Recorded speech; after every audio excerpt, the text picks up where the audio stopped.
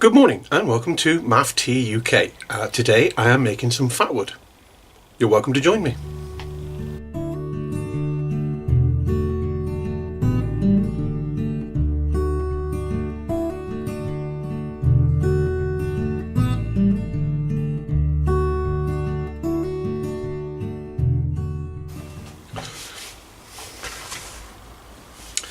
Now I have been making some this morning and I thought that I'd just get the camera and show you what I did. I'll start from scratch again, and first and foremost, this is what it looks like when we're done.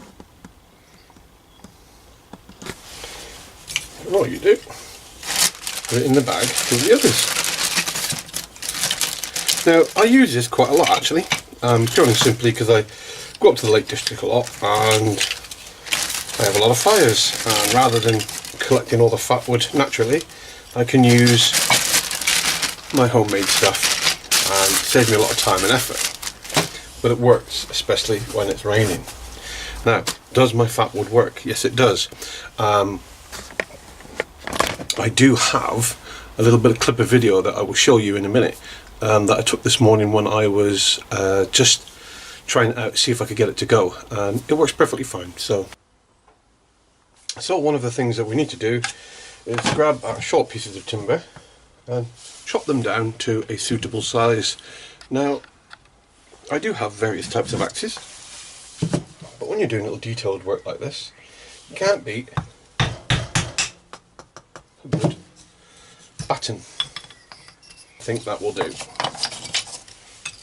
So there we are, we're going to turn those into our fatwood.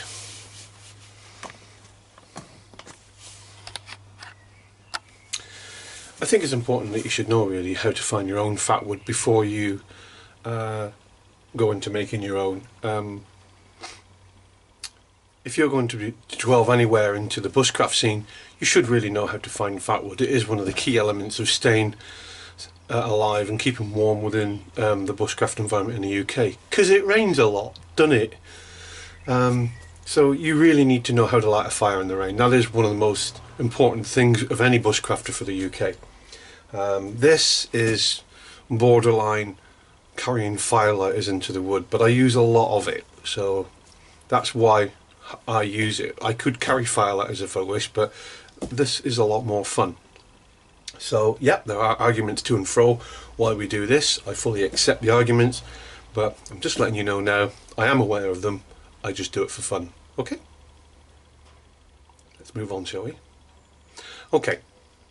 We should have a nice boiling pan of wax. Every Christmas, your partner will buy candles, and when it gets down to the last inch, they're no good anymore. So I nick them, bring them into the shed, boil them down, and create my own fatwood. I really, really, really do not recommend you do this indoors. You will stink the house out. That's okay if you got stinky candles and you like them, but if you don't, you will stink your house out, so be warned.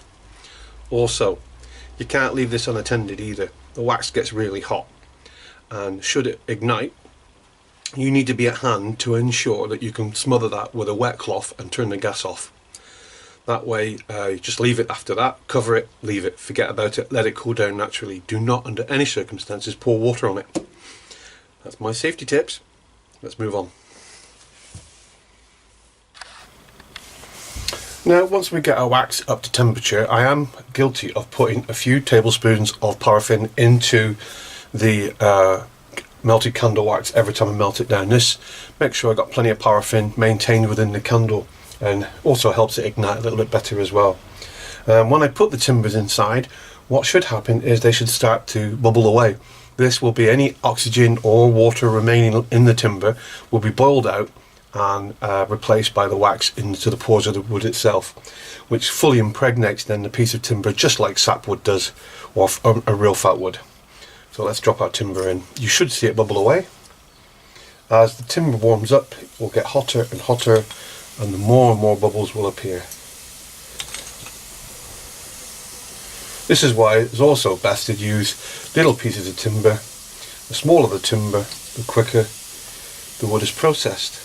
Now, the reason we build ships out of timber is because it floats, and that needs to be covered. So we can use a sinker to go on top and try and get the timber under the surface of the wax.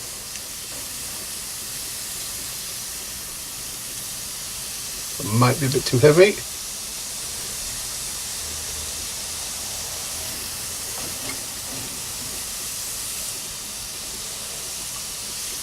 Get a bit of a balancing game. Nearly there. Yeah, there we go. Now the wax is completely immersed, and as you can see, it's bubbling away nicely.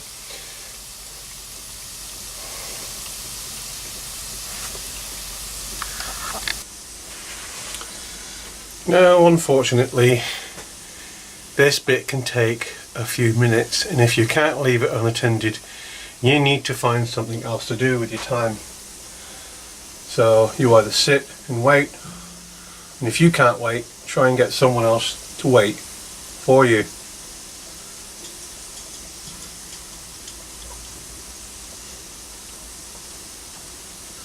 Perhaps that person could sit and watch while you go and make yourself a cup of tea. Or maybe not.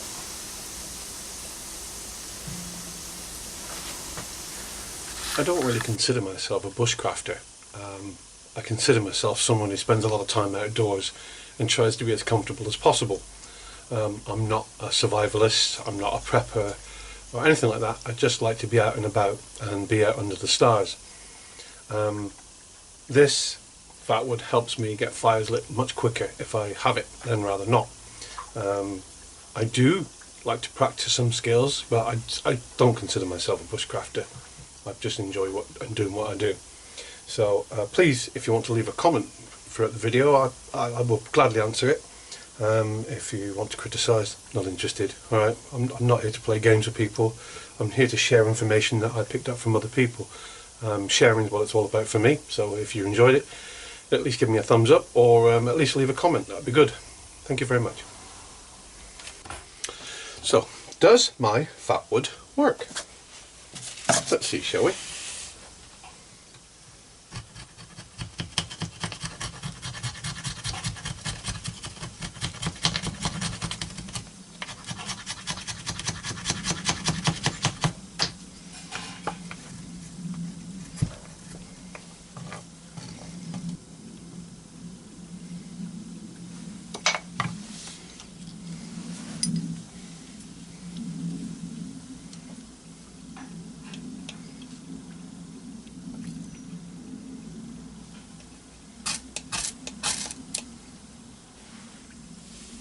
Does that answer your question?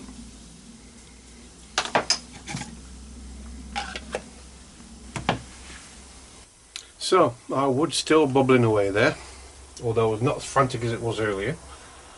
So we are getting there. It's been in about 10 minutes now, I think.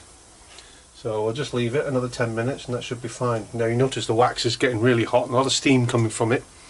So, you know, you have to be vigilant, you have to be careful. Remember, if you can't watch it, make sure there's somebody about that can. Always keep an eye on it, never leave it unattended. Okay? Well, I'm pretty much going to knock it on the head there. There's not really much to see from this point onwards.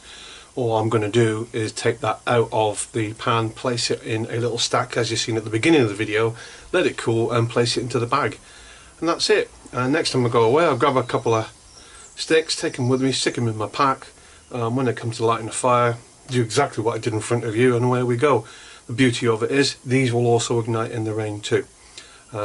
Maybe I might show you one day that in action. Okay, let's put my money where my mouth is, shall we?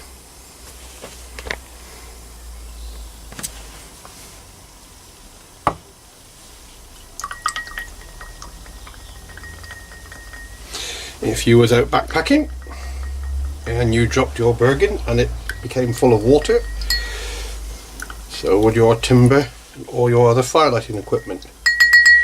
Let's check out my Fatwood. of course, you need to tap it off, don't we, to make sure we get as much water off it as possible.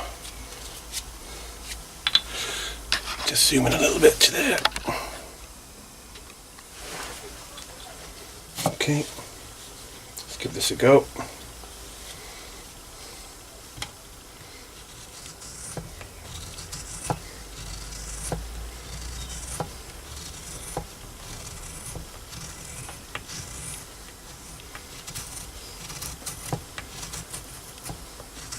I'm not going deep into the timber. I am staying relatively tight to the surface where it was actually covered in water.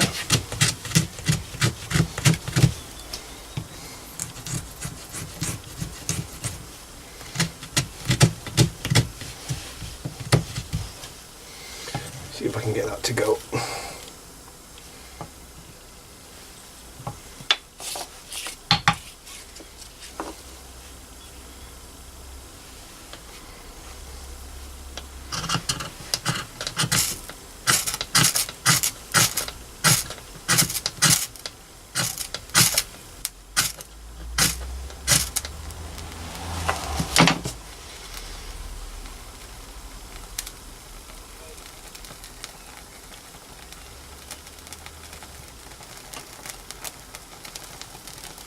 Does that answer your question?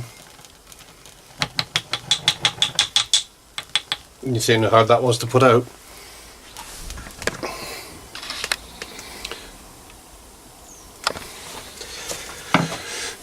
I think I've proved my point, don't you? Well, I'm happy we're done now. What, that take 15 minutes? These were just going right into my regular kindling bag for my fire indoors. And I think we'll end up back to where the video started, with a nice little pile of timber.